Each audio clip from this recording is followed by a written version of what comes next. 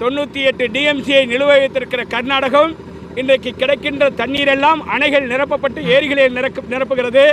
பெற்றுத்தர வேண்டிய நமது காவிரி நடுவர் மன்றம் ஒதுங்கி கொண்டிருக்கிறது.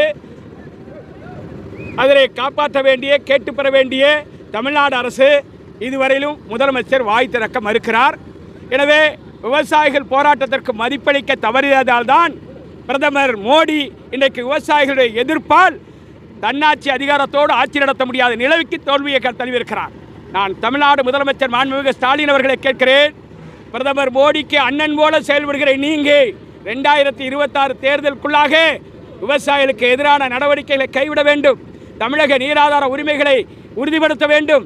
தமிழக விவசாயிகள் நலன் பாதுகாக்கப்பட வேண்டும். மாறாக குண்டர் சட்டம் போட்டு கைது செய்வீர்களே ஆனால் உங்களுக்கும் மோடிக்கு ஏற்பட்ட நிலை ஏற்படும் என்பதை எச்சரிக்கிற வகையிலே இந்த பேரணி நடந்து கொண்டிருக்கிறது.